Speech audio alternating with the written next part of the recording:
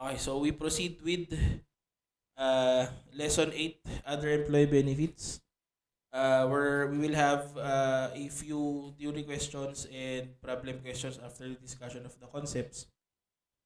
So let us first have an overview of all the items. Okay, if you want extensive discussions nung, or if you want to look for the yung details ng lahat-lahat, although nandito naman na lahat yung mga items, you can still refer to past 19.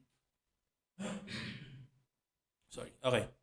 So again, we reiterate that employee benefits pertain to um, any form of consideration, okay, paid, okay, by an entity in exchange for services rendered by employees. But again, we reiterate na items that are specifically covered by other standards such as share-based payment transactions, okay, na binabayad sa employee, okay, are not covered by PAS 19.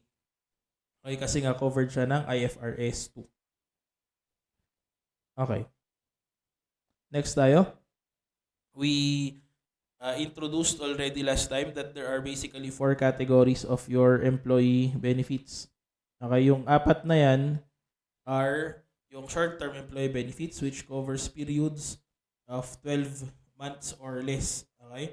We have post-employment benefits that accrue on periods, okay, that will happen no after the employment of a particular person. So usually ang tawag dyan is retirement benefits, okay? We also have other long-term employee benefits na hindi naman covered ng retirement, okay? So pwedeng add yung mga medical benefits na mag-a-accrue after ng employment kasi 'di ba generally saka mo lang naman magagamit talaga yung or mas ma-maximize yung gamit ng medical benefits, okay, kapag medyo tumanda na, 'di ba? So yun yung general concept dyan. And next will be termination benefits, okay, which are basically yung mga benefits relating to the termination or the severance of the employment of a particular employee. Okay, so yun yung mga items natin for employee benefits. So we go to short-term employee benefits. Okay, again, we stated that short-term employee benefits are those, okay, that are due to be settled within 12 months. Okay, after the end of the period in which the employees rendered the related service. Okay. So generally, pag sinabi natin short-term employee benefits, kasama dyan yung mga basic na sweldo, okay, salaries and wages, okay, yung mga yan. Kasama dyan yung mga other benefits, okay, mga de minimis benefits, okay, yung mga fringe benefits, okay, yung mga yan. So those are basically all considered. Kaya medyo related talaga yung employee benefits natin at saka yung income taxes kapag compensation na yung pinag-uusapan natin. Okay? Or yung taxation natin. Not income taxes na standard, but income taxes with regards to the taxation of compensation. Okay? Yan. So, how are we going to recognize and measure this particular short-term benefits? Okay? So, when an employee has rendered service to an entity during an accounting period, the entity shall recognize that undiscounted, okay? Take note, undiscounted amount of the short-term employee benefit expected to be paid in exchange for that service. Why is it undiscounted? Kasi nga short-term. So since it is short-term, it is irrelevant, okay, or the discounting is already irrelevant. Okay, that's why there is undiscounted doon. I-emphasize natin. Okay, so how are we going to recognize that? So first, we recognize it as a liability or accrued expense after deducting any amount already paid. So basically, this pertains to the accrual of services that are already provided but not yet paid. Next, we have recognition of that particular service as an asset or prepaid expense if there is an overpayment or an advance payment of this particular services or this particular benefits. Okay? And provided the prepayment will lead to a reduction in future payments or a cash refund. Okay? So generally, parang this could be advances to employees. This could be items that are or advances that are subject to liquidation, etc. Okay, so those are your prepaid items. And they are recognized as an expense unless the employee benefits forms part of the cost of an asset, okay, such as services of employees that will relate to capitalizable cost in your inventories or PPE. Okay? So generally, yun lang naman yung item natin dyan. Okay, so that is the basic recognition for our short-term employee benefits. Okay. So what are the usual items na lumalabas sa pag short-term, lumalabas sa board exam? Generally, yung mga compensated absences, yung mga may vested, unvested, yung mga ganyan na item natin dyan. Okay. So, for short-term compensated absences, your compensated absences are either accumulating or non-accumulating. Okay, so what is the difference between accumulating and non-accumulating? Okay, so meron tayong highlight dito pero basahin muna natin discuss muna natin yung nandito. Okay? So ito muna. So when you say accumulating compensated absences, we pertain to those that are carried forward. Okay? And can be used in future periods. Okay? If the current period's entitlement is not used in full. Okay? So generally, you see this in the government because the compensated absences such as the sick leave and vacation leaves, okay, can actually be accumulated and used in future periods. Okay? So generally, yun ang ginagawa doon. Kaya kapag may hindi nagamit na sick leave or vacation leave yung ating empleyado, okay, pwede niyang ipunin tapos one time, big time niyang gamitin sa next na period. Parang ganun. Okay? Or other periods. Okay? Your accumulating compensated absences could either be vesting or non-vesting. Okay? So, pag sinabi nating vesting, okay, it means that employees are entitled to cash payment for unused entitlement on leaving the entity. Okay? So, since pag sinabing vesting, ibig sabihin, convertible to cash. Okay? Or basically, pwede mo siyang makuha as a cash benefit. Okay? Later on. So, vesting yun. Okay? Or, pag sinabi namang non-vesting, okay, ibig sabihin, okay, employees are not entitled to cash payment for unused entitlement or upon leaving the entity. So, yun lang naman yung difference ng vesting at saka non-vesting. So, kapag vesting, convertible to cash. Kapag non-vesting, gamitin mo lang talaga. Okay? So, you have no other option but to use that particular benefit kasi hindi mo naman siya mako-convert. Okay? Of course, yan lang naman talaga yung dalawang general na treatment doon sa mga accumulated absences. So, some employers, para hindi mahirapan, vesting siya pero convertible immediately within the year. So example, yung isang employer, para hindi siya namomroblema na lumalaki yung utang niya for those particular benefits that are vesting, at the end of the year, ko-compute ilan yung hindi mo nagamit na vacation leave, ilan yung hindi mo nagamit na sick leave. Okay? Tapos, i-total mo, okay? Mo-multiply doon sa rate or yung daily rate mo, tapos yun i-convert nila sa cash. Okay? So, kumbaga, magiging generally short-term talaga siya na cash conversion of the employee benefit. Okay, so yan siya. Ngayon, kapag sinabi nating non-vesting, basically anong mangyayari dyan? Since non-vesting siya, at hindi naman siya convertible to cash, ang ginagawa ng ibang employees or employers ay pinapag-force vacation or wala namang force sick ha, walang force sickness, okay? So, pinapa-force vacation or pinapa-gamit talaga. So, example, ang gagawin dyan is sabihin sa empleyado, wag siyang papasok sa work for 1 week, kunyari ganun. So, ibig sabihin, paid pa rin yun, okay, paid pa rin siya, pero hindi nga siya pag magtatrabaho. So kumbaga parang that is a paid absence. Okay, so that's what you call non-vesting. Okay, para magamit. Okay. Yun. So kapag non-accumulating naman, ibig sabihin ng non-accumulating, okay, these are absences, okay, that are not carried forward. So in other words, kapag kapag hindi mo nagamit ngayong taon, edi wala na, di ba? So kaya nakalagay doon, no liability or expense is recognized until the absence occur. Okay, or the absences occur because employee service does not increase the amount of the benefit. Okay?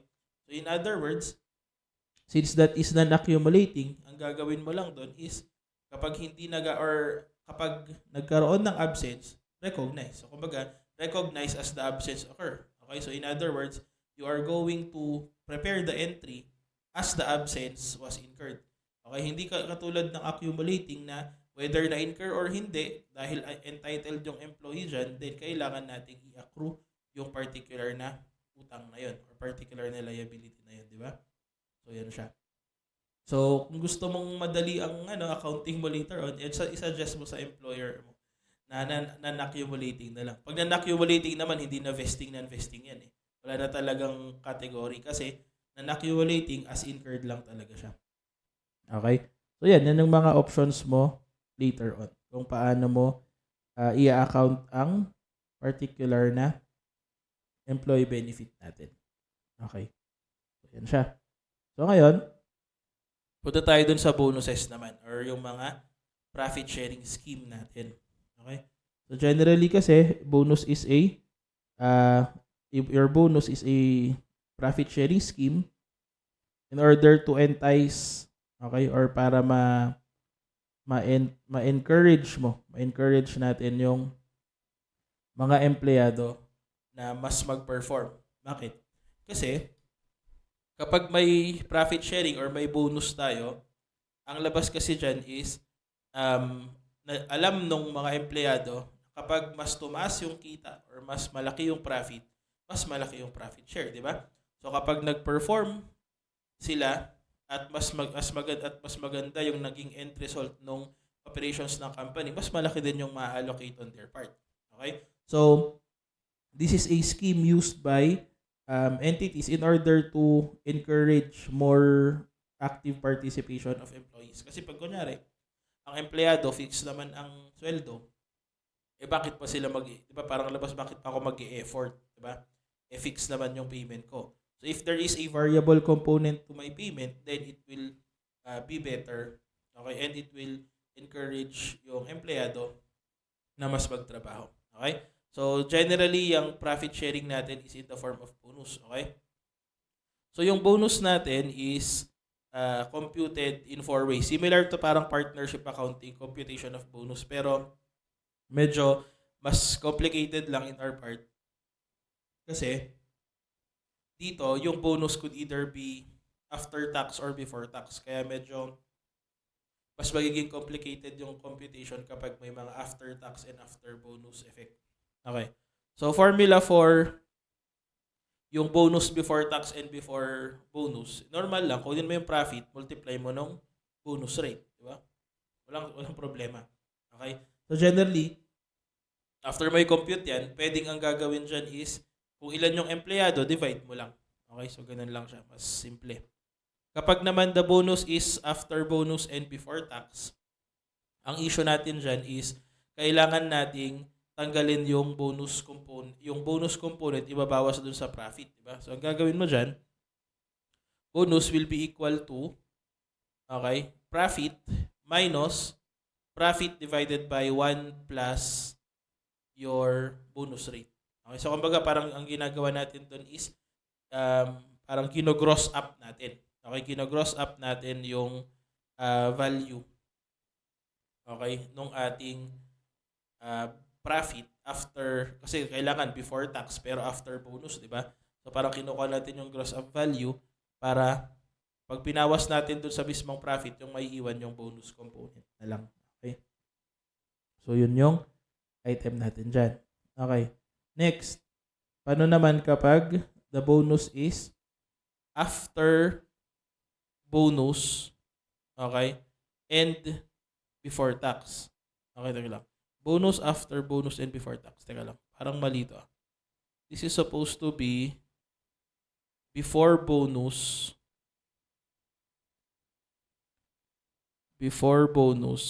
pero after tax. Yan, sorry, baliktad. Okay, so before bonus pero after tax naman siya. Kasi ito, after bonus pero before tax. Kaya walang tax involved dito. Okay? So ito, bago yung bonus pero after nung tax niya. So ang gagawin mo dito, kukunin mo yung profit, i-multiply mo doon sa quotient between 1 minus TR muna. Okay, kinukuha lang natin yung effective percentage. Okay, na maiiwan sa profit natin, which is basically 1 minus tax rate. Okay, so kung kunyari 30% yung tax rate natin, edi parang effectively 0.7 or 70% siya. Tapos i-divide mo dun sa 1 over bonus rate, parang grossed up ng bonus, pero minus tax rate. So kunyari 1 minus bonus rate. So 1 divided by bonus rate. So 1 divided by kunyari 0.1. Diba ang gagawin mo? So 1 divided by 0.1 minus the tax rate. Okay? Tapos yung makukuha mong end product or quotient nitong operation na to, yun yung i-multiply mo doon sa profit for you to get the bonus. Okay? And then finally, we have our concept here, yung paano kapag the bonus is after bonus and after tax. So, gagawin mo, kunin mo yung profit ulit, i-multiply mo doon sa quotient between these two. So, yung numerator, walang magbabago kasi ang gagawin mo lang dyan, tatanggalin mo nga yung tax effect. Tapos, yung dito, sa divisor natin, papansin mo, 1 divided by bonus rate minus tax rate, tapos may plus 1 dito. Diba? Kasi parang mangyari dyan, parang yung computation mo din ng, para siyang unwitting in advance. Parang ganyan yung ginagawa lang natin. So yung plus 1 effect nito is for us to add the concept na it is after bonus. Okay, so kumbaga tataas yung denominator natin because it is after bonus. Yung sa taas is after tax, ito to reflect the fact that it is after bonus. Kaya kung mapapansin mo, ang difference lang nito, ito before bonus, kaya wala ng plus 1. Ito parang after bonus, kaya may plus 1. Okay? So parang yung ano din yan, yung pag nagko-compute ka ng theoretical fair market value for purposes of determining the value of the rights, di ba? So meron din siyang plus 1 kapag before, tapos kapag after, wala ng plus 1. Parang ganun din lang siya. Okay? So anyway, yan yung formula. Now, for me siguro, no, ang opinion ko lang dyan, most probably hindi yan itatanong sa board exam. Pero it will not hurt if you know the formula or if you know the concept kasi just in case lumabas sa board exam. Okay? At least alam mo kung paano i-compute. Okay? So yan yung ating item dyan. So, isa pa. So, yan yung mga apat na considerations natin dyan. So, ito yung apat na computation natin ng bonus. Okay? So, depending on what the problem stated, then, isolve lang natin. Okay? So, yan yung sa bonus natin. Okay? So, balikan lang ulit natin si post-employment benefit. Kasi meron pa tayong i-discuss na meron pa tayong questions relating to baka may lumabas na theory question, no? Tapos kailangan din kasi nating balikan later yung projected credit unit method natin. Okay. So again, when you talk about post-employment benefit, this pertains to payment that is going to be paid upon the completion of the employment of a particular person. Okay? Or a particular employee. Your post-employment benefits could either be a defined contribution plan or defined benefit plan. Diniscuss na natin last time na pag sinabi nating defined contribution plan, fix yung premium payments natin or fix yung contributions natin doon sa plan. Pero yung matatanggap natin is variable, which means na yung matatanggap mo dependent or depende pa doon sa performance ng retirement plan. Pag sinabi nating defined benefit plan, it simply means na yung matatanggap mo in the future, fixed na siya. Ibig sabihin, alam mo kung magkano dapat yung total amount na matatanggap mo in the future.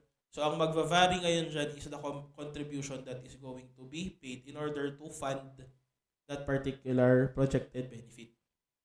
Okay? So, ito yung main difference natin. Nasabi naman na natin yung concept. So, kapag defined contribution plan, okay? So, the employer commits to contribute to a fund. Okay? A fixed amount. The risk that retirement benefit may be insufficient rests with the employee. Diba? So, parang labas dyan, basta nag-contribute tayo, ito lang yung kinita, ito lang ibibigay ko sa'yo. Diba? So, in the defined benefit plan, the employer commits to pay retiring employees a definite amount. Okay? And the risk of the fund being so insufficient rests with the employer naman. Okay? Kasi ang mangyari dyan, kapag kulang, wala ka naman talagang choice. Kailangan mo pa rin bayaran ng buo yan. So, basically, it is the employer's responsibility to fulfill or to pay the obligation. Okay, so yan yung item natin dyan. Okay, let's proceed. Doon tayo sa hybrid plans. Okay? Pag sinabi nating hybrid plans, it simply means that the retirement plan has a characteristic of both a defined contribution plan and a defined benefit plan. Okay? For purposes of computation, since meron siyang attribution ng yung madali, which is defined contribution, meron din siyang attribute ng mahirap, which is yung defined benefit plan. Mas mahirap kasi yung accounting nun. Then, hybrid plans are supposed to be accounted for as defined benefit plan. Okay? Siyempre, dapat defined benefit pa rin ang gagamitin natin kasi yun yung mas complicated computation. So, kumbaga, if there is doubt as to whether ano ang gagamitin mo dun sa dalawa, siyempre, i-account mo na lang siya kung ano yung mas complicated or kung ano yung mas magiging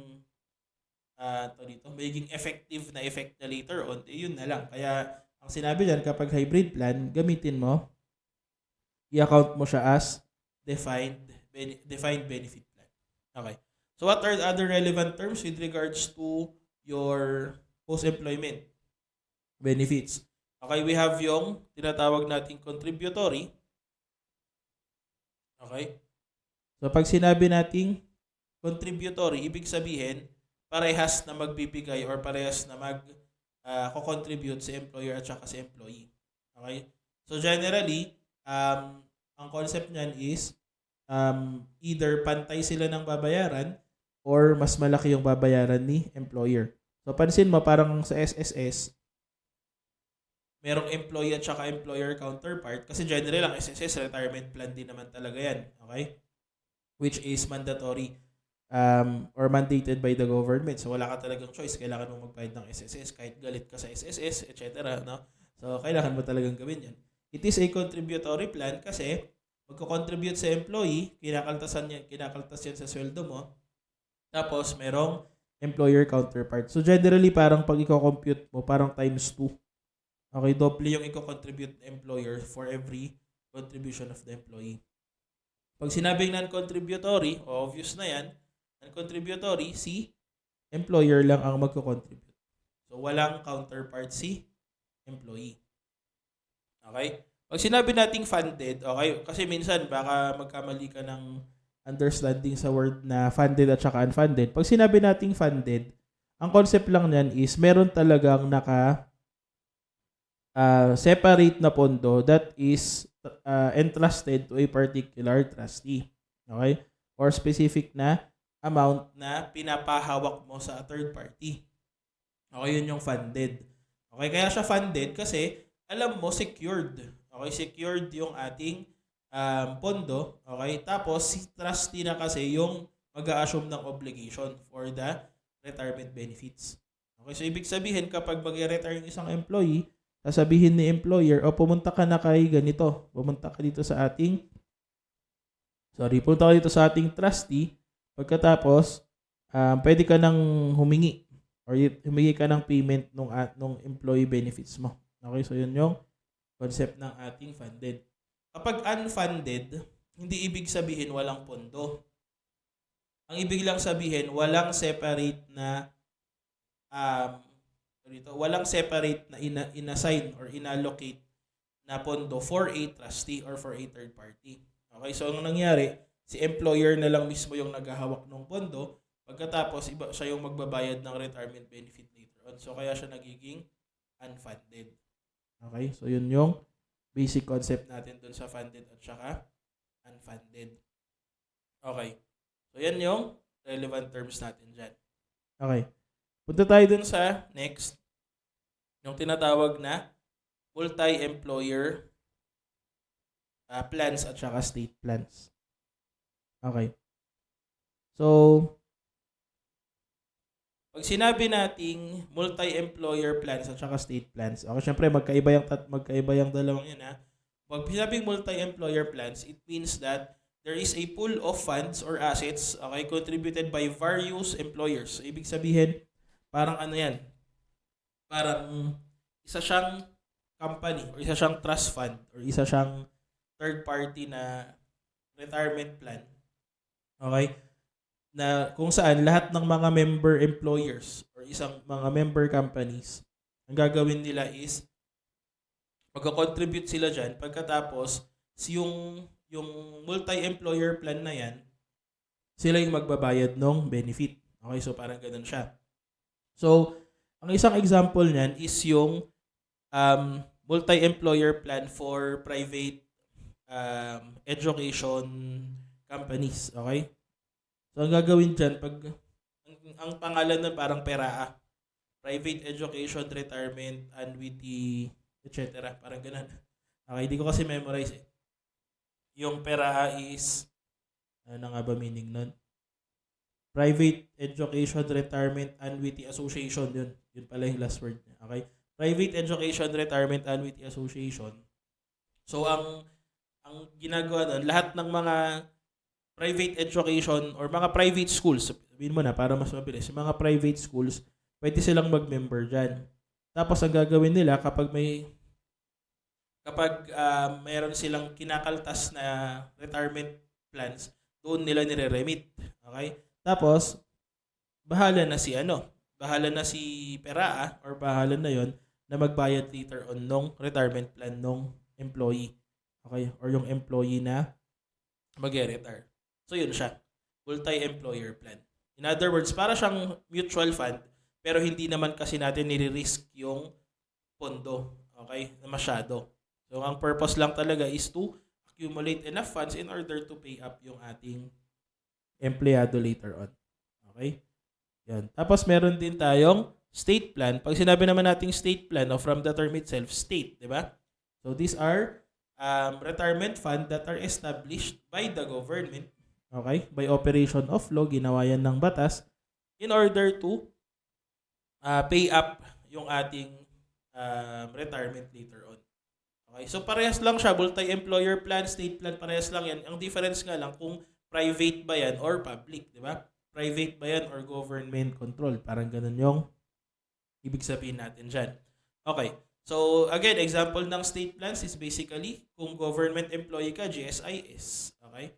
Kapag ikaw ay private employee, okay? Doon ka sa SSS. Okay? So, yun siya. Yun lang naman yung mga concepts yan. Okay? Yung kasi, yung PhilHealth at saka Pag-ibig, hindi kasi talaga siya retirement plan. Diba?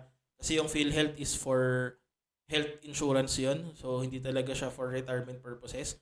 Although, kunyari sa SSS kasi meron, di ba, meron kang benefit for sickness, may benefit ka for, anong tawag dito? May benefit ka kapag nanganak, gano'n. Pero ang general na reason talaga kung bakit ka nag-contribute sa SSS is for your eventual retirement later on. Okay, so yun naman yung item natin siya. Okay, so paano natin ina-account ang defined contribution plan? Sabi nga natin, madali lang, di ba? So, gagawin mo lang sa defined contribution plan, kunin mo kung magkano yung i-contribute, tapos, yun ang i-debit mo sa contribution expense. Okay? Tapos, credit mo yung cash na babayaran mo. Wala ka nang ibang iniisip. Di ba? So, straightforward. Expense as incurred lang yung ating mga contribution. Okay. So, we go to other long-term employee benefits. Okay? So, other long-term employee benefits are employee benefits which are other than your post-employment and termination benefits that are due to be settled beyond 12 months after the end of the reporting period. Okay? Other long-term employee benefits are accounted for using the procedures applicable for a defined benefit plan, and the difference lang is all of the components of net benefit costs are recognized in profit or loss. Okay, so kumbaga walang actuarial, wala tayong remeasurements and other items na i-recognize sa P&L. Okay. Ay sa OCI I mean, kasi sa P&L lahat. Okay, so yan yung item natin dyan. And then finally, we have our termination benefits. Okay.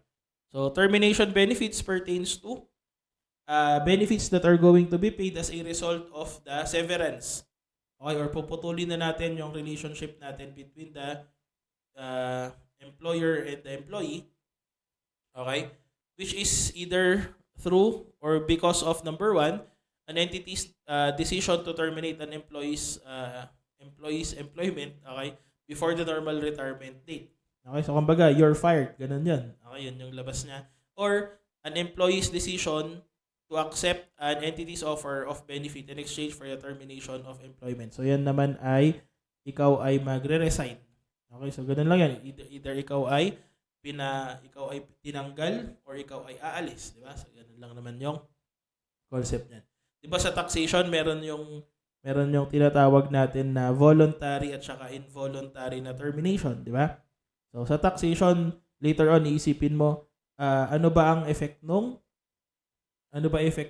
termination sa akin, di ba? Kasi di ba may tax effect 'yon kapag ang termination daw ay beyond the control of the employee, non-taxable siya. Okay, so ano lang ha, tinatry lang natin siyang i-relate doon sa other subjects. Okay, tapos kapag magiging taxable lang siya kapag voluntary or may control pa or may level of control yung employee kaya siya natanggal. So ganun siya. Okay, so measurement ng ating termination benefits. Okay, so termination benefits are initially and subsequently recognized in accordance with the nature of the employee benefits. So in other words, case-to-case basis, depende kung ano yung sinabi ng problem. Okay? If the termination benefits are payable within 12 months, then it is going to be recognized as a short-term employee benefit. Kapag payable naman after or beyond 12 months, then it is considered to be a long-term benefit. Okay? If the termination benefits are in substance enhancement to post-employment benefits, then it will be accounted for as a post-employment benefit. So in other words, case-to-case basis, depende kung ano ang magiging mode of payment or mode of settlement. Okay? So yan.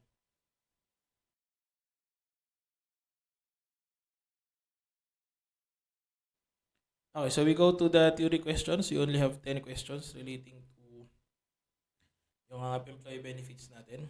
Okay, so question number 1 tayo. It refers to a plan where plan assets, if any, are retained and managed by the employer. So, ang tawag doon ay unfunded plan. So, again, unfunded siya not because walang pondo, but because it is not secured as to the handling of the fund. Okay, kasi pwedeng, kunyari, ang naghahawak ng pondo ay si employer, pwedeng ang gawin niya, gamitin niya muna yan for operations niya, di ba? So, pwedeng magalaw. Okay, so yun yung item dyan. Number 2, these are pool of assets contributed by various unrelated employers to be used to pay retirement benefits to participants without regard to the identity of the contributing employer. So, that is multi-employer plans. Number 3, multi-employer plans are treated as either a defined contribution plan or a defined benefit plan. Okay, so of course that is going to be dependent again kung ano yung plan or ano yung policy ng ating multi-employer plan. So that's either A or B. Number 4, these are established by legislation and are operated by a government agency which is not subject to control or influenced by the reporting entity that is known as your state plans. Okay? So, state plans are either for the Philippine setup, no? SSS for your private employees and GSIS for government employees. Number 5, state plans are going to be letter C, accounted for in the same way as multi-employer plans. Okay. Number 6 tayo. The accounting for defined contribution plan is straightforward because you are going to recognize simply your contribution as an expense. So that is debit to contribution expense and a credit to cash. Okay, so that's letter A. Straightforward. Actuarial computations are not required. Okay. 7. Under a defined contribution plan, the retirement benefits expense is equal to your periodic contribution. So letter B. Okay? So as in yun lang, wala talaga tayong ibang gagawin dyan. Number 8. Employee benefits are all forms of consideration given by an entity in exchange for service rendered by employees. Which of the following employee benefits is not within the scope of PAS 19? Of course, the answer is letter E, share-based payments, because it is covered by IFRS 2. Okay. 9. Which of the following employee benefits is not within the scope of PAS 19? Okay, semi-monthly salaries of employees, these are short-term benefits. Employer share in SSS contribution, that is post-employment benefit. Okay. 1 sack of rice allowance is also a short-term benefit considered as de minimis benefits. Bonus in the form of the entity's shares is a share-based payment transaction, so that's going to be outside the scope of PAS 19. Finally, number 10, accumulating compensated absences are those that can be carried forward in the next period if not fully used, okay, during the year. Okay, so again, wag pagbabalik na rin yung accumulating na accumulating. Okay, baka mangyari is mapagbaliktad mo yung definition ng accumulating versus non-accumulating at saka vesting versus non-vesting.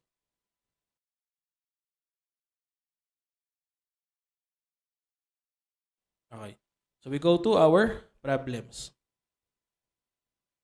So problem portion tayo, question number 1. Okay, although meron naman na tayong solution din dito. Okay. So we go to first question. So the company pays salaries twice a month and does not pay salaries in advance. Employees work 5 days a week and compensations are computed on these working days. On December 20x1, Wastrel Company paid the second semi-monthly salaries on December 26, which falls on a Friday. The next non-working holiday is on New Year's Day na. Okay? The company has 100 employees who earn 4,000 per day. So the cost accountant identified that 70% of the salaries incurred pertain to production of goods, which is capitalizable. How much is the accrued salaries as of December 31? So since accrued salaries naman ang pinag-uusapan, then ang i-compute natin yung total na sweldo. Okay. So December 26, Friday yon. Ang sweldo daw ng empleyado ay based on the working days lang. Okay, which means yung Monday to Friday lang. Kung 26 ay Friday, 27 Sabado, 28 Linggo.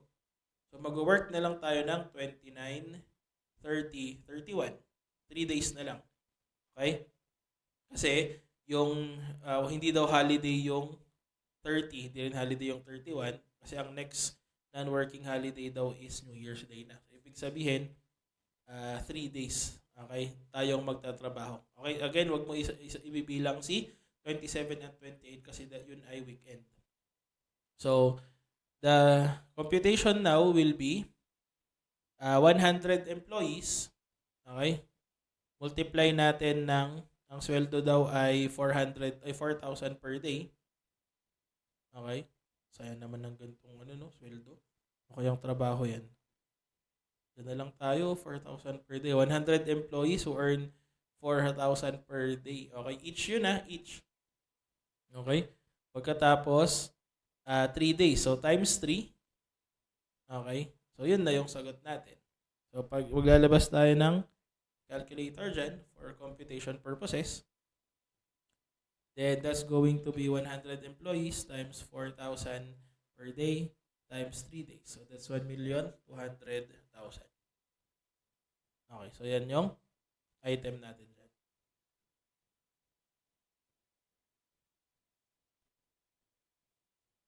Okay, next tayo. Punta tayo doon sa mga vacation leave natin. Okay, so the company grants its employees 12 days paid vacation leave each year.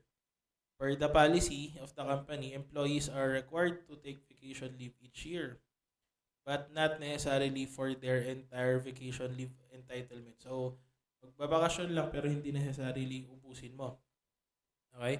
Vacation leaves not taken during a year can be carried over indefinitely. So, it is accumulating. Okay? So, sino to? Biglang nagkamali yung pangalan niya. Okay. Okay. So, yung company merong 500 employees with an average salary of 4,000 per day. Ang saya talaga nito. Sana dito na lang tayo tatrabaho. No? Okay. An average annual pay increase is 5%. So, gagamitin mo yung 5% kasi it's accumulating. So, you need to account for um, dito, the increase, okay, the upon the time na gagamitin na nila yung vacation leave nila. During 20X1, total vacation leaves taken by employees were 5,400 days. Okay? So basically, kung para magkaroon lang tayo ng idea, no? Since 500 employees yun, tapos ang binibigay na vacation leave ay 12 days, ang total na in-expect dapat natin na magamit is 6,000 days. Okay? Kaso ang nagamit lang daw 5,400 during the year. So may 600 pa tayong hindi nagagamit. Okay, anyway. Based on past experience, 90% of unused vacation leave for a year are taken in the immediately following year. Okay. So let us go first to case number 1, assuming that the unused vacation leaves vest. Okay? Okay, how much should anomalies the company accrue as liability for unused vacation leave? Okay. So kailangan natin kasing i-accrue yung portion ng araw na hindi nagamit, okay? Considering that it is possible that in the next period magagamit siya, okay? Huwag mo munang isipin tong 90% na to na magagamit next year. Kasi take note, since it is vesting, ang liability lang natin for this period is of course generally account for the entire unused vacation and accrue that kasi expect nga natin na kung magagamit siya next year, regardless kung yan ay magagamit pa talaga or hindi, basta i-accrue natin ng buo kung magkano yung utang natin. So in that case, na-compute natin kanina, 600 days yung ating unused days. Multiply natin sa 4,000 kasi yun yung sweldo ngayon. Pero since it is going to be expected to be used, okay, kung next year siya magagamit, tataas na yung sweldo ng 5%. So, times 1.05 tayo doon. Kaya magiging 2,520,000 yung ating answer. Okay? Huwag mo munang i-consider yung 90% probability. Okay? Kasi take note, it is in the case of your liabilities, it is best for you to accrue everything. Okay? And it is more correct for you to accrue everything kasi entitled na yung mga employees dyan. Hindi naman yan katulad ng provisions, okay, na may estimated amount. Okay? Dito, alam naman talaga natin na 600 days yung utang natin sa kanila. So, we accrue the entire 600 days. Okay, so the answer here is letter A. Okay? Sa next case, paano daw kung non-vesting pero accumulating? Ano ulit ang ibig sabihin kapag non-vesting? Di ba kapag non-vesting, hindi siya convertible to cash. Okay? Pero accumulating, ibig sabihin, magagamit siya in the future. Okay? So, assume that the unused vacation leaves do not vest. Okay? How much should adhere accrue as liability for unused vacation leave? Okay? So, ano ngayon ang consideration mo? So, since it is non-vesting, in other words, hindi naman siya convertible to cash. Okay? Pero accumulating siya, this time, dun mo gagamitin yung 90%. Bakit? Okay? So, yun lang naman yung difference ng dalawa eh. Yung sa case 1, lahat. Sa case 2, yung 90% lang. Okay? Kasi ang concept ganito, if it is non-vesting, okay, kung hindi magamit, kung hindi magamit next year, gagamitin na lang nila sa kasunod na period. Ang issue lang natin diyan, hindi naman natin kailangang bayaran yung unused portion agad, 'di ba? Kasi hindi naman siya vesting, non-vesting siya. So in this case, we only accrue the portion that we expect to pay based on the nature of the liability. Okay? Balikan mo si case 1. Si case 1 kasi vesting siya. So ibig sabihin, if let's say for example, hindi siya magamit, hindi nga siya nagamit this year. Tapos next year, okay? Kung next year siya gagamitin or kung next year biglang may magpa-encash or magpa-convert to cash nun, wala tayong choice but to pay up the entire amount, di ba? Kasi yun nga ay vesting, okay? Pero for non-vesting, no problem, okay? So ang alam natin 90% lang yung ginagamit. So i-accrue lang natin yung 90% which is the probable amount that we are going to incur. Okay, now the question there is, sir, paano kung since non-vesting siya, okay, accumulating naman, paano kung may gumamit ng more than, okay, more than the inaccrue natin? Walang problema. Ang gagawin mo lang, i-recognize mo as additional, i-recognize mo as additional amount, okay, or as an additional adjustment dun sa ating na-recognize na yung yung mga additional pang nagamit. Okay? So in other words, parang ganito yung labas niya. Okay? So let's say ang ina-expect natin, 'di ba? 90% lang. Paano kung lumampas dito?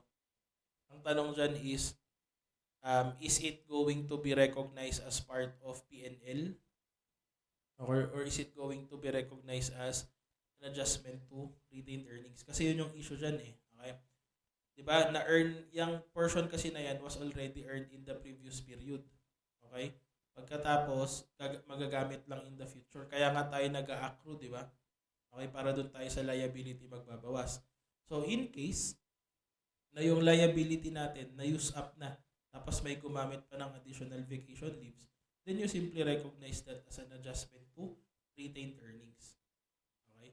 So, wag kang maglagay sa P&L kasi hindi naman siya relating to items that are earned. Kung ima-match, kung sundan natin yung matching principle, hindi naman yan attributable to the current period. It is attributable to the previous period.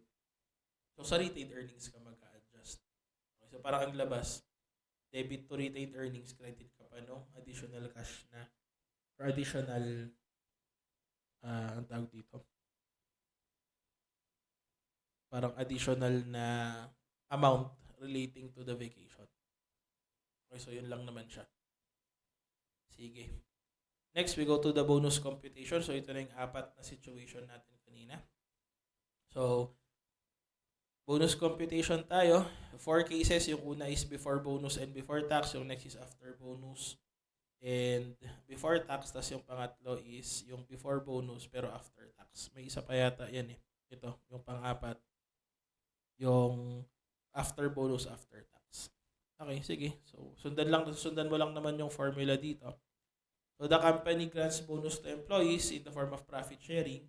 If the profit is 4 million, the bonus rate is 10% and the tax rate is 30%. Magkano yung bonus natin kung before bonus and before tax? So, madali lang yan. Wala namang complication doon. Kunin mo lang yung 4 million, i-multiply mo ng 10% para makuha mo yung 400,000 na tax. Okay. Next is, how much is the bonus after bonus pero before tax? So, ang gagawin mo dyan is, kailangan nating tanggalin yung after bonus component natin dyan. Okay? So, sundan mo yung formula. Wait lang, may try lang akong computation. Actually, the same din. So, pwedeng ang gawin mo, kunin mo lang yung bonus, tapos i-divide mo ng 1.1 kasi after bonus pero before tax, di ba? So ito, yung bonus before bonus and before tax. So kung gusto mong makuha yung after bonus pero before tax, i-divide mo lang ito ng 1.1. Okay, mas simple. Okay, kasi same din lang naman yung kakalabasan ng ating computation. So mas mas shortcut yung ganun. So syempre kapag may na-discover ka na computation method natin, okay, na mas madali mong makuha, no, yung sagot, edi yun ang gawin natin. Okay? So yan siya. Number 5 is letter B. Okay, sundan mo yung formula sa taas and dito rin yung solution. Okay, number 6, how much is the bonus before bonus pero after tax? Okay, so what we are going to do here is to multiply the profit by the quotient of, first sa taas, tatanggalin natin yung effect ng tax. So 1 minus tax rate, so that's going to be 1 minus 30%, so that's going to be 0.7. Yan yun. Tapos, di-divide natin siya nung 1 divided by the bonus rate. So 1 divided by 0.1, it's going to be 10. Okay? Minus the tax rate. Okay? So minus 0.3. Kaya 9.7 yun. So 70% divided by 9.7. Okay, yun yung magiging divisor natin sa formula. Ayun yung magiging multiplier natin. Multiplier natin sa 4 million. So that's going to be, multiply natin yan sa 4 million. Lalabas yung 288,660. Rounded off na yan to the nearest peso. Okay, number 7, how much is the bonus after bonus and after tax? Okay? So, ang mangyari dyan, dadagdagan lang natin ng 1. Diba? Kasi consider natin yung after tax effect at saka after bonus effect niya. So, same lang yung ating gagawin. Pero yung 70%, ang divisor natin ngayon dyan, 10.7 kasi may plus 1 ka nga dito. Diba? So, 0.7 divided by 10.7. Okay, multiply natin sa 4 million. This is going to be 261,682. Okay, rounded off na yan. Letter B. Okay, may isa pa tayong bonus computation dito sa number 8. So, the company provides an incentive compensation plan under which its president receives a bonus equal to 10% of the company's profit before tax but after deduction of bonus. So, the profit after tax and after bonus for the year is 2,545,456. Okay, income tax rate is 30%. How much is the bonus? So basically, work back ang gagawin mo dyan.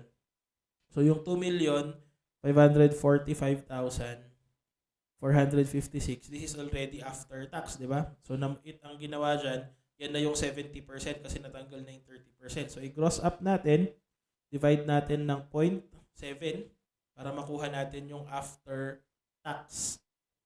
Okay? So, tapos from there, kunin mo yung 10% kasi yan na yung after tax, after bonus, di ba? Okay, so multiply mo lang yan ng 0.1 para makuha mo yung ating tax. Yung ating bonus, sorry. So, letter C. Kasi this is already the profit after, this is the profit before tax, after bonus. Di ba? Yan na yan. Before tax pero after bonus. So, tapos multiply mo 10%, yun na yan. Letter C. Okay, so kumbaga work back lang yung item natin dyan. Okay, so we go to the next problem. This is our proof na walang kahirap-hirap ang ating defined contribution plan. Okay. So according to the problem, the company has a post-employment plan that is considered as a defined contribution plan. According to the plan, the company will pay 800,000 annually to a retirement fund for the benefit of its employees. On December 31, mababa daw yung operation. So, insufficient yung working capital. Ang kinontribute lang daw niya ay 320. Okay, tapos nung 20x2, dahil profitable yung taon ng ginawa niya, dinagdagan niya yung contribution, naging 1,800,000. Tapos nung January 12, 20x3, may nag-retire na employee eligible for a 60,000 retirement benefit. Okay? So, ang tanong dyan, magkano retirement benefit ng 20x2, 20x3, okay? Basta ang sagot lang lagi dyan, kung magkano yung kinontribute, yun lang ang expense mo. Okay, regardless kung paid or hindi. So, ibig sabihin, nung 20x1, kung 320 lang yung binayaran mo, ang entry mo doon is debit ka ng contribution expense or retirement benefit expense na 800, credit ka ng cash na 320, utang mo yung 480. Okay, utang mo yun, yung 480. So, payable. Sa kasunod na taon, 1.8 yung binayaran mo, di ba? So, gawan na lang natin siya ng journal entry dito. So, ang entry mo, 20x1, is going to be debit to benefit expense na lang. Benefit expense na 800,000. Credit mo dito will be cash. Kasi yung cash na binayaran mo, 320 lang. So, meron kang payable dito na 480. Okay? 20x2, nag-contribute ka ng 1.8. So, gagawin mo dyan, benefit expense. Credit ka dito ng cash na 1,800,000. Credit ka dito ng, or i-debit natin yung payable kanina. Okay? Diba, ang benefit expense kasi natin dito, 800,000 lang. Okay? Dito, debit natin yung payable. Kasi yung payable natin na 320. Diba? Okay? So, kung ikukunin natin yung ating balance dyan, 1,800,000, bawas natin yung 800 at saka yung 320. Ay, sorry, 480 pala yung utang, no? 480, sorry. So, 520 pa yung meron pa yung prepaid dito. Na magkano? 520. Yan. Tapos, sa 20x3, okay? 20x3, kapag may, ang tawag dito, kapag may nag-claim, okay? Memo lang to. Wala na tayong trabaho dyan, wala na tayong gagawin dyan. Kasi ang concept niyan is hindi natin hawak yung pondo. Okay? Post-employment benefit plan kasi yan. So, ibig sabihin, hindi natin hahawakan yan. Okay? So, ibig sabihin, memo entry, ang may trabaho na dyan na mag-manage is yung ating, okay, yung ating trustee or kung sino man yung may hawak ng fund. Kumbaga, na yan, labas na sa atin yan. Okay? So, ang sagot natin dyan, 20x2, 20x3, ano pa rin yan? Parehas na 800. Although wala kasing binigay kung magkano yung kinontribute ng 20x3. So, same lang yan. Letter A for both items. Okay. So, we now go to projected unit credit method, which is directly related to our retirement benefit na defined benefit plan. Okay, so this is actually this is one of your actuarial jobs later on. Kung magiging actuary ka man or kung magiging evaluator ka ng retirement benefit plan. So ang purpose lang niyan is for you to determine kung magkano yung i-recognize natin na projected or defined benefit obligation. Okay? So yun yung purpose ng mga questions dyan sa baba para matry natin at ma-determine natin kung paano natin i-recognize or i-compute yung projected benefit. Okay? Kasi ang ginagawa dyan, yung projected benefit, subject mo sa present value, yun yung magiging defined benefit obligation. Parang ganun siya. Okay. Anyway, let's go to question number 11. So the company has established a defined benefit plan where the annual pension plan, okay, is equal to 3%. Sorry, palitan ko lang. Is equal to 3% of an employee's highest lifetime salary multiplied by the number of years employed. Okay? An employee's salary for 20x1 was 500,000 and it is expected to retire, or the employee is expected to retire in 10 years. The employee's salary is expected to increase by 4% each year. Okay? So at the end of 20x1, employee has already rendered 15 years of service. Okay? Question, what is the annual pension payment that should be used in computing the projected benefit obligation? So, ang tinatanong lang dyan, hinahanap kung magkano yung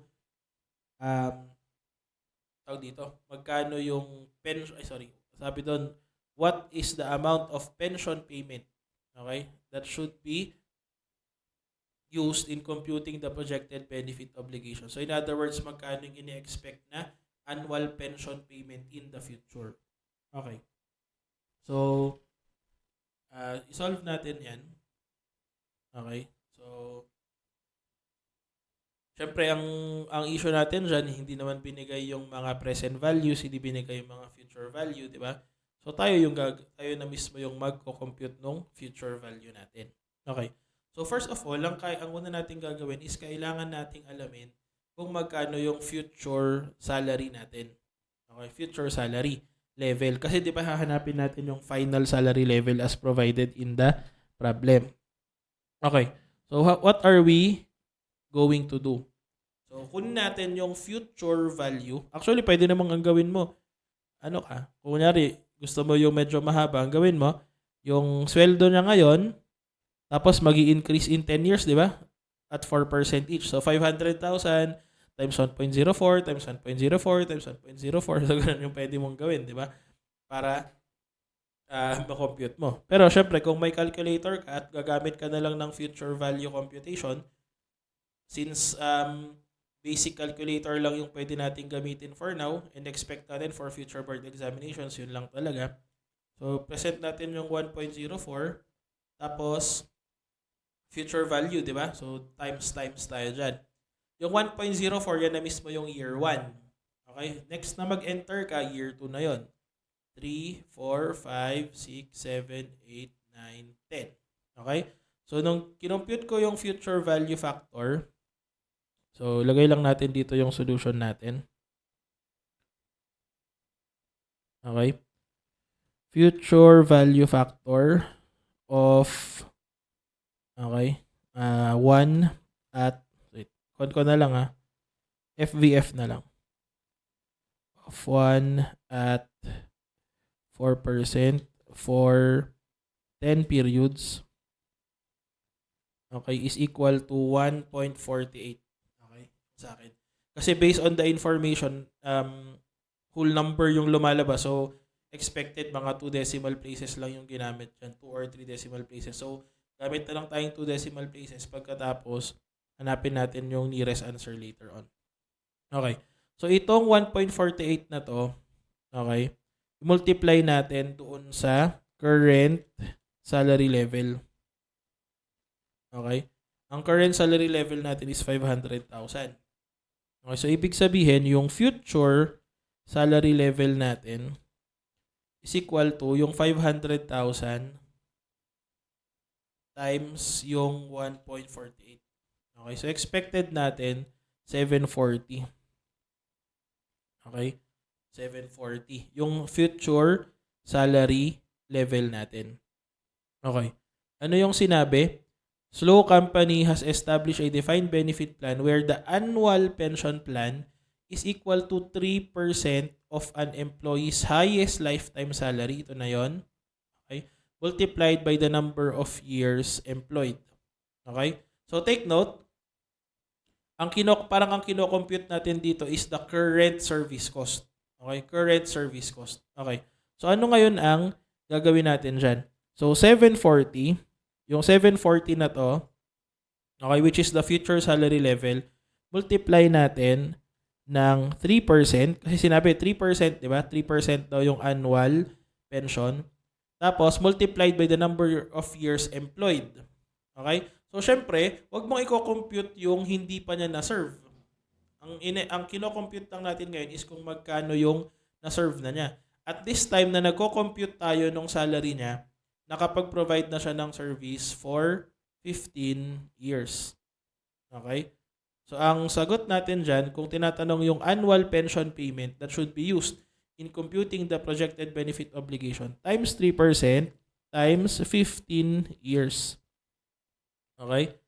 So, ang lalabas ngayon dyan ay, so, gamitin natin yung calculator.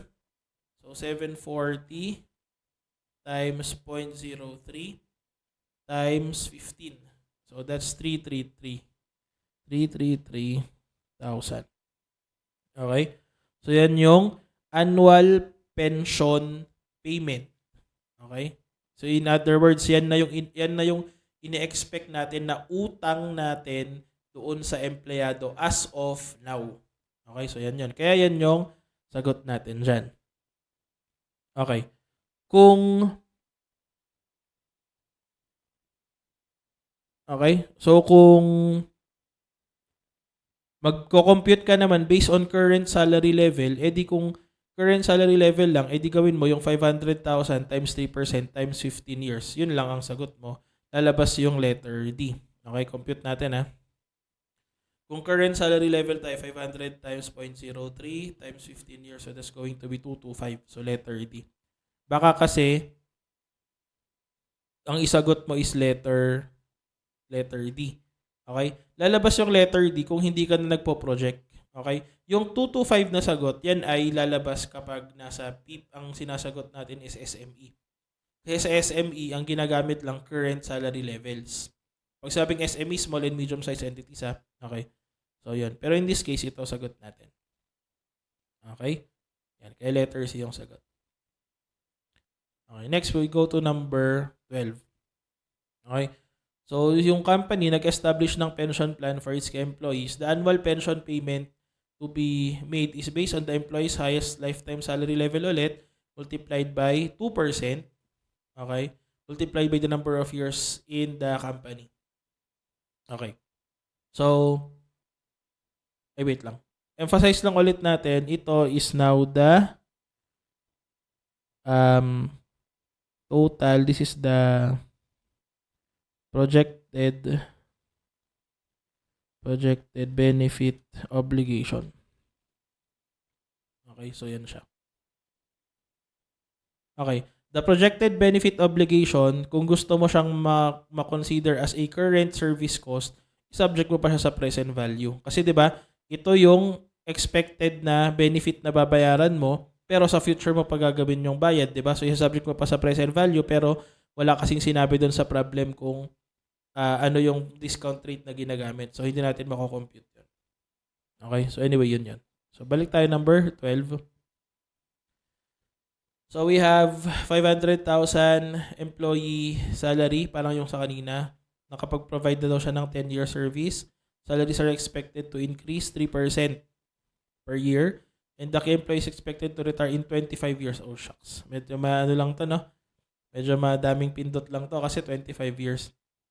Upon retirement, the employee is expected to live for 15 years after retirement and will receive his first annual pension 1 year after retirement. The discount rate applicable to this pension plan is 8%. So this time, ito na yung magko-compute tayo ng present value na. Para makuha natin yung projected benefit obligation on December 31, 20x1. Okay. Sige. So first natin, kukunin natin yung future value factor. Okay. Of 1 at ano yung ginamit niya? 2%, no? Ay, 3%. Ano ba yung sabi? 3%. 3% kasi yung increase ng salary. Okay? So, 3% for how many periods? 25 periods. Medyo madami-daming pindutan to. Sige, labas calcio. Pindot ng 25 times, no? So, 1.03 times. So, 24 na pindot pa kasi yung 1.03 is already the first first compounding niya. So, 2, 3, 4, 5, 6, 7, 8, 9, 10, 11, 12, 13, 14, 15, 16, 17, 18, 19, 20, 21, 22, 23, 24, 25. Okay. So, our future value factor is 2.09. Okay. So, mag-stick na lang tayo dun sa 2.09. So, that's going to be 2.09. Okay. Next, same process natin. I-multiply natin yan doon sa current salary level, which is 500,000. So, the future salary level is equal to 2.09 times 500,000. So, that's 1,045,000. Okay. Anong next natin gagawin dun? I-multiply na natin yung ine-expect natin na yung expected na pension payment natin. Okay? So, pension payment natin now is going to be multiply natin to ng, anong sabi, 2% for every number of years na nag-serve. During that, according to the problem, 10 years na siyang nag-serve. So, times 10 lang. Okay, kasi 10 years pa lang siyang nag-serve sa company. So, that's going to be 1,045,000. Multiply mo ng 0.02, tapos multiply natin ng 10. 10 times 10. Okay, so that's 209,000. So, 209 tayo dito. Okay, hindi pa tayo tapos. Okay. Kasi we need to consider, okay, sabi, upon retirement, the employee is expected to live for 15 years, okay? After retirement, okay, and will receive his first annual pension 1 year after retirement. The discount rate applicable is 8%. So, ibig sabihin ngayon, ang gagawin natin is, itong payment na to, i-multiply natin by present value. Ano to? 1 year after retirement. So, present value ordinary annuity of 1 at discount rate na 8%. For how many periods? Sabi doon, 15 periods. Okay? Kasi ang labas dyan, this is already our annual payment. Okay? Magbabayad tayo ng 209,000 sa kanya every year. Okay? Nakakuan na yan, naka-project na siya. Okay? Pero ang problema, kailangan nating alamin magkano yung total na expected payment natin dyan kung ngayon siya babayaran. Kasi subject nga sa present value, di ba? So, kunin natin ngayon ito. Present value, ordinary annuity of 1 at 8% for 15 periods. Okay? So, compute ulit. 1.08 divide 15. So, 1, 2, 3, 4, 5, 6, 7, 8, 9, 10, 11, 12, 13, 14, 15. Memory plus muna to. 1 minus memory recall divided by 0.08. So, that's going to be 8.56. 8.56. Okay? So, from there, this is already our projected benefit obligation. Okay. So, the projected benefit obligation in this case is, hindi pa siya projected. Present value pa lang muna to. Wait, present value. Present value. Okay, so that's going to be 209,000 times 8.56. That's going to be 1789040. Okay. Okay. So, yan yung payment natin. Okay, yan yung payment natin sa kanya. Okay? In the future.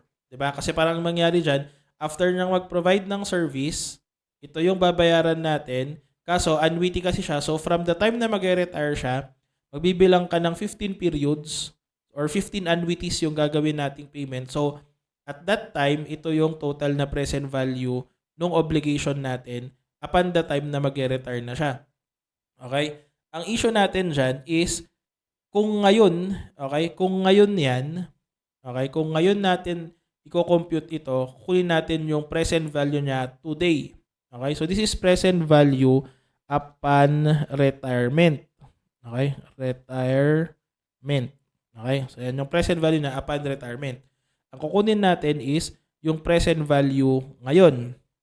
So, multiply natin yan ng 8% yung discount rate, diba? So, kung ipaproject natin siya, pabalik, diba? Kasi sabi, 10 years na siyang provide ng service. Okay? Pagkatapos, expected to retire in 25 years pa. So, ibig sabihin, kailangan natin kunin yung present value niyan, pabalik ngayon. Kasi, from ngayon, hanggang mag-retire siya, 25 years pa yun. So, basically, kukunin ulit natin yung present value factor of 1 at 8% for 25 years. Okay? Kasi parang ang gagawin natin, ito yung utang natin in 25 years, kailangan natin alamin yung utang natin ngayon. Di ba? So, yun, yun yung issue natin dyan. So, ano yung present value factor yan? Medyo madaming pindutan na naman. 1.08 divide 25, no? 1, 2, 3, 4, 5, 6, 7, 8, 9, 10, 11, 12, 13, 14, 15, 16, 17, 18, 19, 20, 21, 22, 23, 24, 25. 0.14. 0.14. Ay, 15 pala. 0.15. Okay, so ito na yung projected benefit obligation. Yan. So, multiply natin yung 0.15 sa 1789040. Lalabas ay yan. Hanapin natin yung closest. Hindi natin kasi alam kung ilang decimal places yung ginamit. So, yan. 268356. So, letter D na lang. Okay? So, lagyan natin ng asterisk dito. Okay? Rounding difference. Okay? Kasi wala naman tayong So, hindi ko alam ilang decimal place ginamit. Baka 2, baka 3. So, since hindi tayo sure, basta hanapin natin yung closest answer after nating i-consider. Okay, so yan yung sagot natin sa number 12. So medyo, parang ang ginagawa mo, kunin mo muna yung final salary level para makuha mo yung basis nung babayaran. Since yung gagawin mong payment is periodic, okay, so isa-subject mo sa present value factor para makuha mo yung present value niya upon retirement. Okay, tapos ipoproject mo ulit ngayon kasi ngayon ka mag-recognize ng utang. So, subject mo ulit sa present value. So, parang iba-ibang process or iba-ibang computation kasi depende kung ano yung hinahanap. Okay? Kaya tayo sa next question. Okay. So, the company decided to give its president 1 million, okay, per year starting on the first day of his retirement. So, starting on the first day of retirement, so this is annuity due in advance. And every year thereafter, the president will retire in 10 years and is expected to live for 18 years after retirement. So, ibig sabihin, magko-compute ka ng present value nung 1 million, okay, for 18 years. Tapos, isa-subject mo ulit siya ng present value para ma-project mo siya if ngayon siya babayaran. Diba? So, parang dalawang present value yon. Okay? The discount rate implicit to this plan is 10%. Okay. So, how much should the company recognize as pension liability at the end of this year? Okay. So, wala tayong problema kasi given na yung 1 million. So, alam natin na magbabayad tayo ng 1 million for the next 18 years after retirement. The first payment will be on the first day of his retirement. So, ang first natin gagawin is kunin natin yung wala na tayong future value na kailangan gawin kasi this is already the future value. Okay? So, ang gagawin mo na lang is kunin mo yung wait lang. This is already the annual pension. Okay?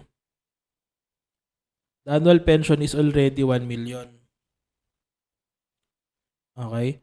Present value factor of 1 at 10% for present value annuity due in advance of 1 at 10% for 18 periods. Okay, so paano natin gagawin yan? Di magko-compute tayo ngayon ng factor. So that's going to be 1.1 divide. Since annuity due in advance siya, 18 periods pero minus 1, so 17. Okay, so 1, 2, 3, 4, 5, 6, 7, 8, 9, 10, 11, 12, 13, 14, 15, 16, 17. Okay. 17 yan. Pagkatapos, double check nyo na lang kung tama yung present value factor na i-present ko later on. Okay.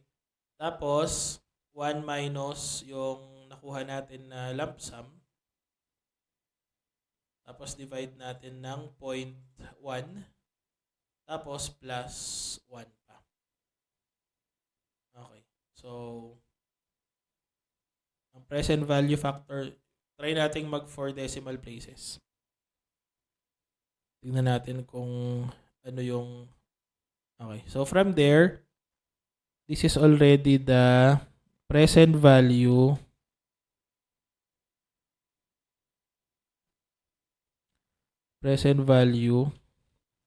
upon retirement. Okay? So, pag ganyan, malamang ayun na yan, 9,002,1,600. So, parang yun na siya. Pero, kukunin pa natin siya ngayon, di ba? Kasi kung ine-expect natin mag-retire pa siya in 10 years, so kukunin pa natin yung present value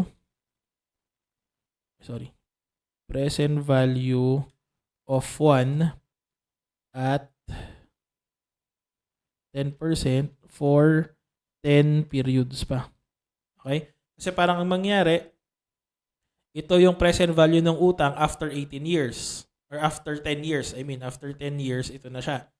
Okay? Ito yung ine-expect natin na present value ng utang 10 years from now. Okay? So, kailangan nating makuha yung present value niya ngayon. So, i-multiply natin siya ng present value of 10% for 10 periods. Kasi, i-work back natin siya papunta sa present. Diba? So, 1.1 divide, enter. 1, 2, 3, 4, 5, 6, 7, 8, 9, 10. So, 0.38. I-round off natin for decimal na lang.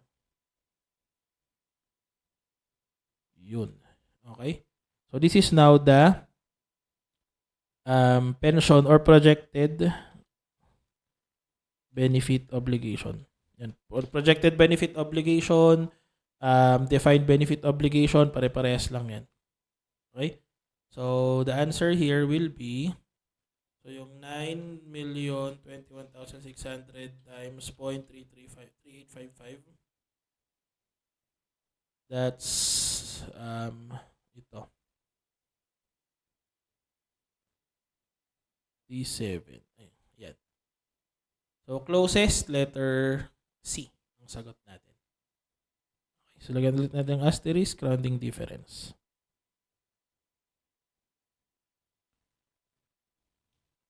Yan. So, hindi kasi natin sure. Okay.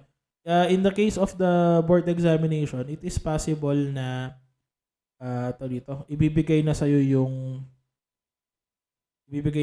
mismong present value, which is better, mas masaya kasi mabait yung problem, ibibigay na sa'yo yung ating sagot or yung ating present value factor, so mas madaling mag-multiply. Pero just in case hindi ibigay, di ba? Better na prepared ka. So yan yung 13. Okay, 14 tayo. Okay, so the company will pay its key employees 10% of the final salary. Okay, for every year he is employed by the company. The amount will be paid in lump sum at the end of his employ. Okay? So, minsanan lang. The key employee's current salary level is 600 and will increase by 5% per year for the next 5 years. Then, he will retire. So, ibig sabihin, kukunin pa natin yung future value nito. The appropriate discount rate for this plan is 12% para makuha natin yung present value. The pension shall be funded in a lump sum basis at the end of this year. How much should be recognized as pension liability at the end of the current year? Okay. So first, kunin muna natin yung current salary level. Okay. Yan. So, pwedeng ang gawin mo, diretsong 1.05 na 5 beses para makuha mo yung Pero same din lang naman siya kung mag-future value factor ka. So, 600,000 yung sweldo niya ngayon. Kuya natin yung future value factor of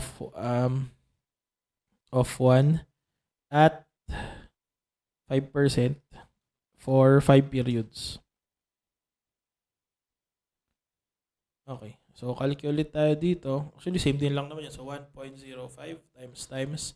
So, 1 na yun. 2, 3, 4, 5. So, 1 point. Sige, 4 decimal places tayo. Gawin ko tong 3 kasi rounded off. Okay, so this is now the future salary level. Okay, so the future salary level now is 1.2763 times 600,000. So, ito yung sagot natin. Tapos, multiplied by, ang sabi kasi, 10% of the final salary, okay, for every year he is employed by the company. Okay? So,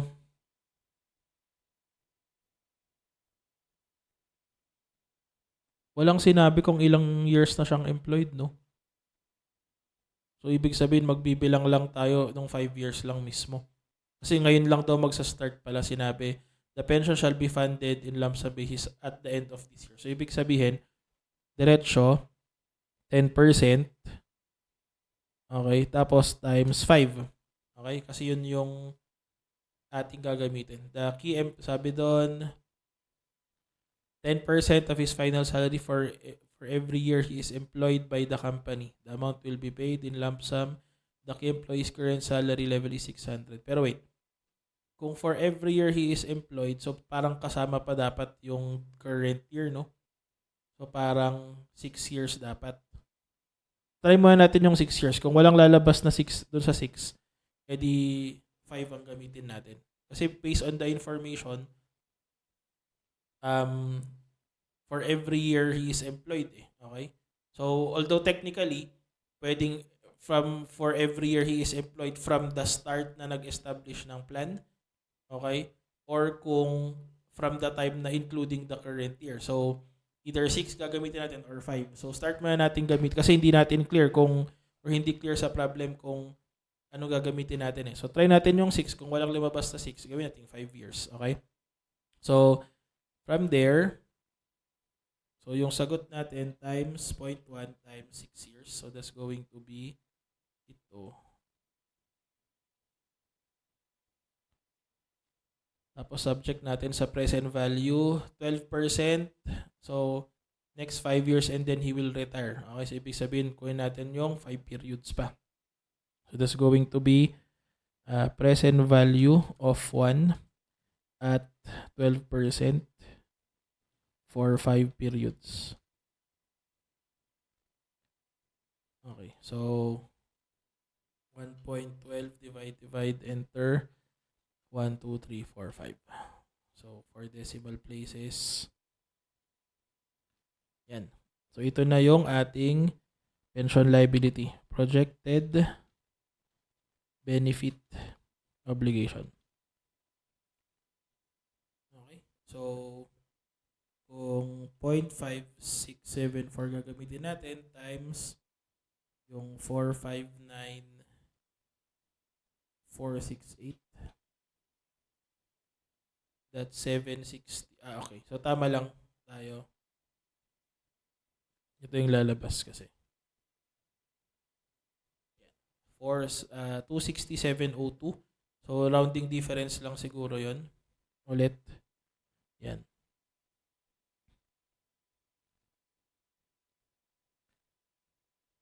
Yan. So, that's going to be our answer. Letter C. Okay, so yan yung sagot natin for number 14. So, ngayon, in future problems that you will encounter, it's simply a matter of number 1, determining yung cash flow mo. Number 2, determining the timing of your cash flows. And number 3, determining the present value effect, considering that the timing of your computation of the benefit and the timing of the period covered as of the current period is different. So, ibig sabihin, kumbaga, after mong galawin or after mo i-compute yung sa future, ibabalik mo siya papunta sa present. Kaya may mga present value computations pa tayo. Okay? So, yun yung item natin dyan. Okay. Yan. So, this is going to be, yung next problem natin will be yung comprehensive na. Same pa rin siya, projected or projected unit credit method pa rin to. So, given na yung mga additional information. So, we proceed to the comprehensive question for our projected unit credit method. So, ang sinabi, lump sum retirement benefit ang babayaran. Equal to 6% of the final salary level, okay, for each year of service. So, these are the information given. Okay. So, with the average annual salary as of January 1 is 12 million. The average annual salary increase starting on January 1, 20x2 will be 3%. The average service lives before entitlement of entitlement to retirement benefit is going to be 5 years. So, discount rate naman is 10%. So, basically, let us just provide the answers for each item. Okay, so question number 1 natin. How much is the ultimate cost of the defined benefit plan? Okay. In other words, how much is the total amount of retirement benefits to be received by the employee? Okay, so how are we going to compute that? Sundan natin yung information, 6% of the final salary level multiplied by the number of years in service. So, ito yung sinasabi ko sa inyo kanina na pwede nyong gawin instead na mag-future value factor pa kayo. Lalo na kung kunting years lang naman, edi ganyan na siya. Or kung kaya naman ng calculator nyo yung repeated na equal. Okay, pag pinindot mo yung equal sign, same yung gagamitin niya. Pero usually for ano lang yun for programmable or for scientific calcul lang yun Hindi ko sure kung kaya yun ng basic calculator. So, kukunin mo yung 12 million, mag-i-increase siya ng 3% for the next years, okay? Although counted kasi yung 20x1 kaya hindi na yun magi-increase.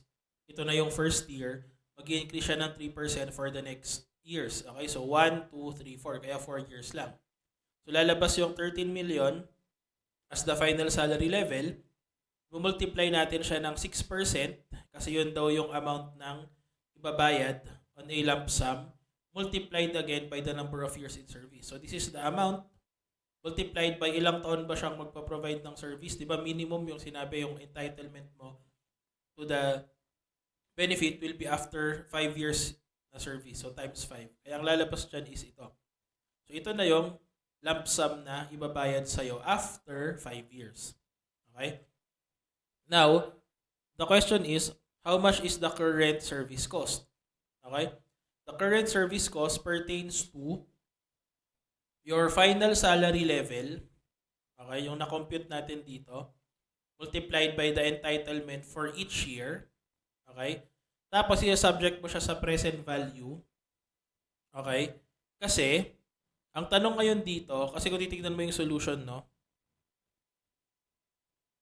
Bakit doon sa solution niya? Present value of 1 at 10%, okay? Tapos, n is 3 lang. Okay? Bakit 3? Tapos ang sinabi niya, 20x3 to 20x5 lang daw yung coverage niya. Okay? Kasi ang tinatanong nga, how much is the current service cost in 20x2? Okay? Yan. Siyempre, ingat-ingat. Baka nasanay ka kasi yung dire-diretso ako nagsusolve, di ba? So, ang gagawin mo, kung ito yung entitlement ng empleyado for each year, okay, na magpa-provide siya ng service, magkano present value niyan kung 20x2 na? So kung 20x2 na, ilang years na lang ba before siya mag-retire? 20x3, 20x4, 20x5. So, 3 taon na lang. So, i-subject mo sa present value yung ating 810,366 subject to the present value for 3 periods at 10%, then you will get itong amount na to. Kaya letter D yan. Next question. How much is the present value of the defined benefit obligation on December 31, 20x2? Okay? So, ang mangyari dyan, yung entitlement mo, okay, per year, multiply mo ng 2 years, kasi naka 2 years ka na, 20x1 and 20x2, multiply mo ng present value, okay? Kasi, para ang labas, entitled ka na dito sa 810 per year times 2, pero marireceive mo pa yan after 3 years, di ba? So, ang mangyari doon, multiply mo ulit ng same present value natin dun sa number 16. Okay, so lalabas naman itong amount na to. Okay, so basically, ito na yung entitlement mo, pero after 3 years mo pa siya matatanggap. So ibig sabihin, ipo-project natin siya, or sorry, ipe-present value natin siya currently. Okay? Which in this point, based on the problem, 3 years pa hihintayin mo. Kaya 3 years pa yung period mo sa present value. Okay, so yun yung answer natin dyan. Okay. Next, we go to the attribution period naman. Okay? So ito yung ano lang, para maintindihan natin yung concept ng mga attribution. Okay? Or kung ano yung entitlement mo, or kung kailan ka magiging entitled to a particular benefit. Okay. So fact pattern muna tayo. Use the following information for the next questions. So the company has a defined benefit plan providing a lump sum benefit of 40,000 payable on retirement for each year of service. So kumbaga 40,000 fixed na yon. Ang magva-vary lang doon is kung kung ilang years ka nang nag-provide ng service. And it is payable in lump sum. So first question, kung yung isang empleyado ay sabi ito, yung isang empleyado si Mr. 1 daw, okay, ang tinatanong, how much benefit is attributed for each year of service rendered by Mr. 1? Actually, given na, di ba sinabi, ayun no, you will be given 40,000 for each year you render service. So your attribution or the attributable amount to you is 40,000. So that's letter A. Okay?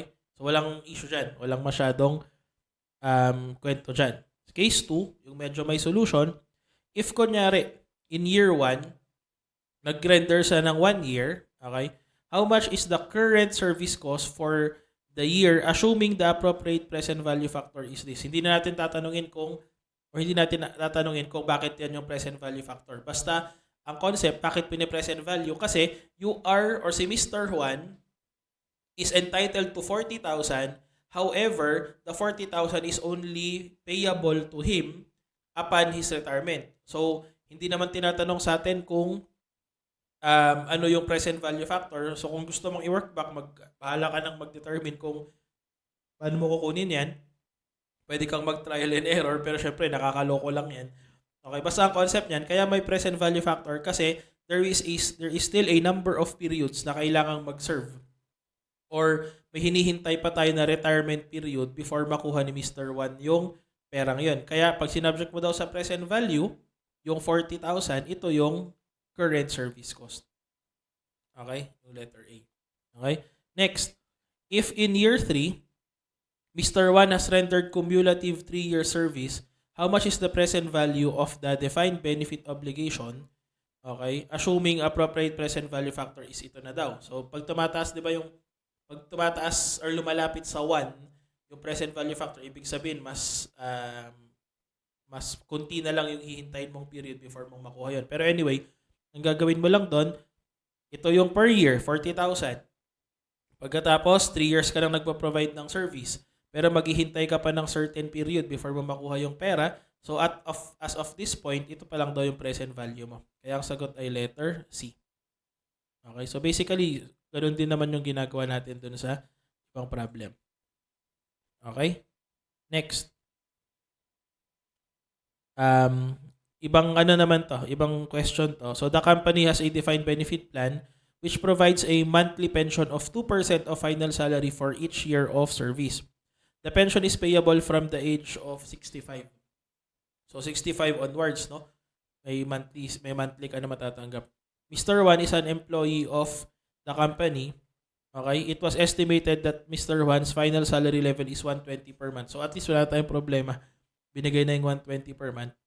How much benefit is attributed for each year of service rendered by Mr. 1? So nakuha mo yung final salary level na 120, di ba? Okay? Tapos multiply mo ng, kasi monthly to eh. Ang sinabi, 2% of final salary level for each year of service. So ibig sabihin, monthly pension of 2% for each year of service. So kung 120 per month times 12 months, this is already the annual final salary level times 2%. So 28,800 ang makukuha niyang parang monthly amount. So the answer is letter C. Okay, so yun lang naman yung item dyan. Kung isa-subject mo sa present value, edi alamin mo muna kung ilang years pa maghihintay before makuha yung monthly pay pension na yan. Okay? Sige, next tayo. So, the company's defined benefit plan provides a benefit of 40,000 for each year of service, excluding service before the age of 25. So, kumbaga, ano ulit yan? Attribution period pero merong age limit. Okay? The benefits vest immediately. Okay, so ibig sabihin, from the time na matapos mo yung employment mo, bigay agad sa'yo. Okay? Miss Jane, age 21, is an employee of the company. How much benefit is attributed for the service rendered by Miss Jane during the current period? The answer is 0 because hindi pa siya pasok doon sa attribution period and attribution contents, okay? Or yung yung qualifications kasi 21 pa lang siya eh. Dapat daw 25. Kasi yung lahat ng services before 25, wala pa daw siyang attribution or wala pa daw siyang qualification to receive that. Okay, so 0. Obvious naman yung reason. Okay? Next, the company has a defined benefit plan, lump sum yung babayaran, 4 million that vest after 10 years of service. So mag-render ka ng 10 years of service, bibigyan ka ng lump sum amount na 4 million. The plan provides no further benefit for subsequent service. How much benefit is attributed for each period of employee service? Okay? So, parang ang labas lang, bibigyan ka ng 4 million for every 10 years or for 10 years of providing your service. So, ibig sabihin, for 400,000 na yun, 4 million divided by 10, di ba? So, yun lang siya. So, ang sagot dito ay 400,000. Yun na yun. Okay? So, basically, parang na-earn mo yung 400,000 for every year na nagpo-provide ka ng service.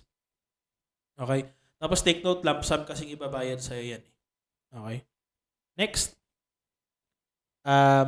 May defined benefit plan ulit tayo. Lump sum retirement is 8 million to all employees who are still employed at the age of 55 after 20 years of service or who are still employed by the age of 65 regardless of their length of service. Okay? So, may qualification. Okay? So, ibibigay sa'yo yung 8 million na retirement benefit kung masatisfy mo either of the two. Okay? So, let's see the question. First item, si Mr. Juan ulit, na-hire siya ng 33. Okay. What is the attribution period for Mr. Juan's benefit and how much benefit is attributed each year? Okay. So, kung 33 siya na-hire, papasok ba siya dun sa first item?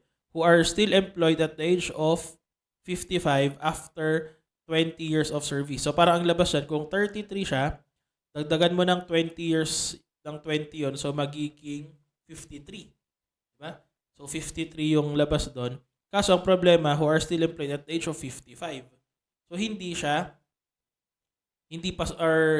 pa siya pasok doon sa hindi siya pasok dito kung 33 siya magsa-start, 'di ba? Kailangan sa 35 siya magsa-start. Hindi rin pwede to. Okay, hindi na siya pwedeng dito kasi ang labas diyan masasatisfy naman niya ito kung magsa-start tayong magbilang from 35 to 55 kasi sakto 20 years 'yun, 'di ba?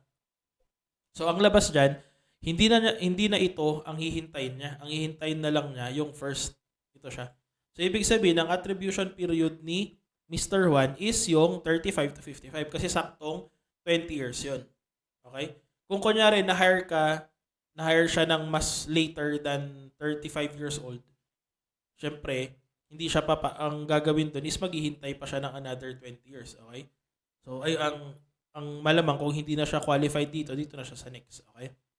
So, in this case, pasok naman siya dito sa attribution period para masatisfy mo tong first item na to. So, ang gagawin lang niya, mag-render lang siya ng service from 35 years old to 55 years old. And since that is exactly 10 years, ang kanyang, 20 years, ang kanyang benefit per year of rendering service is 8 million divided by 20 years or 400,000. Okay. Next. Dito tayo kay Miss Jane. The problem here with Miss Jane is she was hired 45 years old. Okay? So kung 45 years old siya, sinabi, who are still employed at the age of 55 after 20 years of service. So, kung 45 siya, pagdating ng 55 years old, 10 years pa lang siyang nag-render ng service. So, ibig sabihin, hindi siya papasok dito sa qualification na to. So, ang kanyang possible attribution period is only this one. Okay? Mag-render siya ng service hanggang 65 siya. Okay? So, ang ibig sabihin, ang attribution period niya will be from 45 years old hanggang mag-65 siya. Okay? So, nagkataon lang, pag binilang mo kasi yung 45 to 65, saktong 20 years din siya. Although wala namang sinabing 20 years of service kasi regardless of the length of service kasi yun. Pero nagkataon lang, in this problem kasi, 45 siya na hire, tapos hanggang 65 is exactly 20 years. So, pag dinivide mo yung 8 million sa 20 years, 400,000 pa rin. Kaya letter D yung sagot. Okay? Next, si Mr. Lakay, na-hire siya 55 years old na. Okay? Attribution period at saka magkano yung benefits. So malamang hindi na siya pasok dito sa una. Diba? So dito na siya sa second papasok. So mag-render siya ng service hanggang 65 years old, tapos makukuha niya yung 8 million. So in this case, na-hire siya ng 55, mag-render siya ng service hanggang 65. Ilang taon yun? 10 years lang. So render siya ng 10 years of service, 8 million makukuha niya, divided by 10, 800 per year. So that's letter C. Okay. Next. So this is attributing benefit to periods of service. Okay, so let's read. So, yung company, meron siyang post-employment medical plan reimbursement. So, generally, pwede siyang makonsider as other long-term benefit. So, sinabi doon, ang ginagawa niya, nag-reimburse siya ng 40% of an employee's post-employment medical cost if the employee leaves after more than 10 and less than 20 years of service. Tapos, 50% ang reimbursement niya dun sa cost if the employee leaves after 20 years or more of service. Okay. What should or how should the benefit be attributed? Okay, so paano natin siya gagawin? Okay, kasi parang ang labas dyan, dalawa ang malamang yung magsasatisfy nito, na-satisfy din niya yung una, di ba? So parang ganyan yung labas niya. So generally, magsa-start tayo dito sa item na to kasi kailangan mo daw mag-render ng at least, sabi, after more than 10 years and less than 20 years. So, ibig sabihin, ang pinaka-minimum doon is kailangan mong mag-render ng at least 10 or parang 10, 11, parang ganun, no? So, basically, 40% yon pero kailangan mong mag-render ng more than 10 years. So, para mas mabilis yung computation na lang, 40% divided by 10 years. Okay? Kaya ang lalabas doon, basta nakapag-render ng service sa'yo for more than 10 years, magbibigay ka ng 40% reimbursement. So, ibig sabihin, 4% for every year of service. Kaya ito yun. 4% for the expected medical cost to each of the first 10 years. Okay? Tapos, kailan ka magiging entitled dito? For those whose employees na nag-render ng 20 or more years. So, ibig sabihin, mag-render ka pa ng another 10 years para makuha mo yung additional na 10%. So, ang attribution ngayon nun, 1% of the expected medical cost to each of the remaining 10 years na. Diba?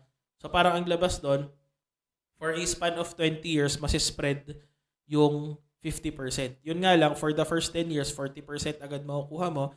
Para makuha mo yung additional na 10%, render ka pa ng additional 10 years. So, attribution is letter B. Ito yung solution. Okay, although ang issue lang natin dyan is 10 years, pero ang sinabi kasi after more than 10 years. Dapat at least 10 years, di ba? Yung ginamit. Okay? Pero anyway, pag naka 10 years ka naman, tapos nag 1 day ka, ano na yun eh. Sakto naman na yun na more than. Okay, so anyway, ito yung solution. Kaya lumabas yung computation na yan. So, attribution lang naman eh. Kumbaga, allocation of the benefit that you're going to earn. Okay? Last tayo. Termination benefit. Again, termination benefit, sundan mo lang yung sinasabi ng problem. Wala namang complication dyan. Okay, so sabi, the company plans to close one of its branches in 3 months' time. There are 20 employees in the branch because the company wants to fill in some pending customer orders. The company offers its employees the following. So pili ka daw, either una, each employee who stays and renders service until the closure of the branch will receive on the termination date a cash payment of 520. Okay? And then employees leaving before closure of the branch will receive 160. Okay? So the company expects that half of the employees will leave before closure. How much is the total or how much is the liability for termination benefits? Okay. Ang issue mo kasi dito, dalawa yung option na binigay mo dalawa dun sa 20 employees. It's either tatanggap sila ng 520 pero magstay muna sila hanggang matapos yung 3 months or diretso bayad ng 160. Okay. So ang tanong dyan, saan ba ang attributable sa termination ta saan ang attributable sa continuing? Okay? So ganito yan. Ang kwento lang yan, kung babayaran ka ng 520,000 in total after 3 months, tanggalin mo yung 160 that is outright related to your termination. So ibig sabihin, yung 360,000 na difference, that is attributable to the continuing service that you're going to provide for the next 3 months. Ang tinatanong termination. Di ba sabi natin kapag termination that should be non-recurring and not relating to the operations. Ang bayad na yan ay para dun sa mismong termination or severance of your employment. So, ang attributable lang sa termination is yung 160 mismo. Multiply mo sa 20 na empleyado, that's 3,200,000. So, yun yung termination. Okay? Yung excess na 360, okay? Yung 520,000 minus yung 160,000 times 20, kunyari 20 yung employees or basically 360 per employee, that is pertaining to the usual or the basic salary, okay, from the continuing rendering of service for the next 3 months. Okay, so yun yung item natin dyan. So that is the end of our discussion for other employee benefits.